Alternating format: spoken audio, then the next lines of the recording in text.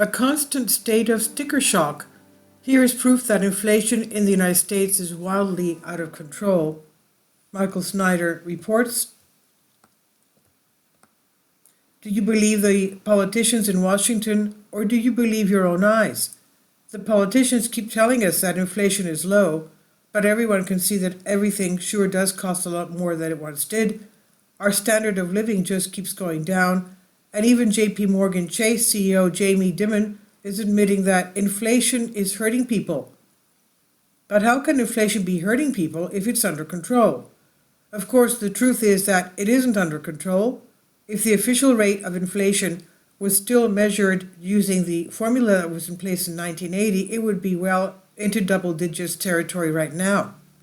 Prices have been rising much faster than paychecks have, and that is putting an extraordinary amount of financial stress on the more than 60% of American U.S. adults that currently live paycheck to paycheck. Vox is a website that leans very far to the left, and even they are complaining about inflation. In fact, a recent article posted on Vox boldly declared that life in 2023, quote, means being in a constant state of sticker shock, end quote. They said life in 2023 means being in a constant state of sticker shock. You walk out of the grocery store feeling like you're not really sure what happened, but somehow your normal fare ran you $50 more than you swear it should have. Did Diet Coke always cost that much, or eggs? Maybe you've been putting off buying that new car and the whole prices would go back to where they were pre-pandemic, but you're starting to feel like the wait is awfully long. Or the morning after a post-work happy hour, you're left scratching your head. You swear you had 2 glasses of wine, but the size of your credit card receipt makes it you wonder if it wasn't 4. How expensive everything is today is a top theme of conversation. The whole situation can be infuriating. I don't care for Vox much, but those 2 paragraphs are quite accurate. Prices have reached absurd heights, and most of us really are in a constant state of sticker shock these days. And the cold, hard numbers back this up. According to a report from Republican members of the U.S. Senate Joint Economic Committee, the typical household in this country must spend an additional $11,434 annually in order to have the same standard of living that it did when Joe Biden entered the White House. The typical American household must spend an additional $11,434 annually just to maintain the same standard of living they enjoyed in January 2021, right before inflation soared to 40-year highs, according to a recent analysis of government data. So let me ask you a question. Has your household income gone up by $11,434 a year since January 2021? If you're like most Americans, your income has barely moved. As I discussed last week, half of all American workers made less than $40,847.18 last year. If you're one of those workers, life is not easy in 2023. Even really basic things just cost so much at this point. For example, a Big Mac value meal will set you back $18 in some parts of the country. A Big Mac burger, a medium beverage, and a medium fry meal now cost $18 in some locations, up $10 from 2018 when former President Donald Trump was president. Visiting McDonald's has become something that only wealthy people can afford to do on a regular basis. Of course, it isn't just food that has become painfully expensive. A pound of ground beef now costs $5.23 on average, up from $3.89 in January 2020. Coffee is up some $2 a pound. Prices for fresh fruits and vegetables are nearly 14% higher. At one point, the price of a carton of eggs was triple its pre-pandemic price. When I was growing up, my mother would feed us ground beef all the time. Now it's considered to be a luxury item. Let me give you another example of how inflation is killing us financially.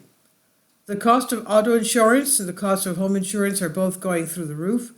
The skyrocketing cost of auto and home insurance is increasingly weighing on cash-strapped Americans. In 2022, the average price of both types of insurance saw its biggest spike in more than 5 years.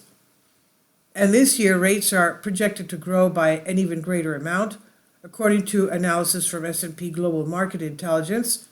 Within the first 7 months, both had already jumped by double-digit amounts. When you combine both expenses, an average American household is now spending over $3,700 a year.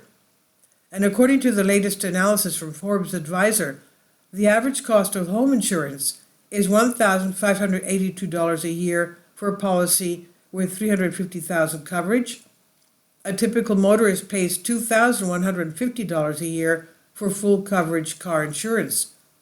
That means on car and home insurance alone, a household can expect to spend more than $3,700 a year. How can anyone afford this? And don't get me started on health insurance. Our system is so broken that only those with lots of money can afford a decent health insurance policy that actually has adequate coverage. Needless to say, Joe Biden doesn't want to take the blame for any of this. Last week he was accusing large corporations of price gouging. President Joe Biden delivered remarks from the White House on Monday to announce that the new council's creation. He touted the lower inflation rate and falling grocery prices, but admonished American companies for, in his view, not going far enough. He said, "Let me be clear. To any corporation that has not brought their prices back down, even as inflation has come down, even as supply chains have been rebuilt, it's time to stop the price gouging." End quote. This is what Biden warned, imploring them to give the American consumer a break. Seriously, other liberals are actually blaming you for inflation. People hate inflation, just not enough to spend less. This is one of the central tensions of today's economy, in which things are going great, yet everyone is miserable. And in some ways, Americans have nobody to blame but themselves. No matter how high prices go, most of us still have to pay bills and put food on the table, so there is only so much that we can cut back on our spending. However, one recent survey did find that approximately a quarter of the U.S. population has been engaged in doom spending. Nearly all Americans, 96%, are concerned about the current state of the economy, according to a recent report in Intuit Credit Karma. Still, more than a quarter are doom spending, quote unquote, or spending money despite economic and geopolitical concerns, the report found. A lot of people figure that if everything is about to fall apart, they may as well enjoy things while they still can.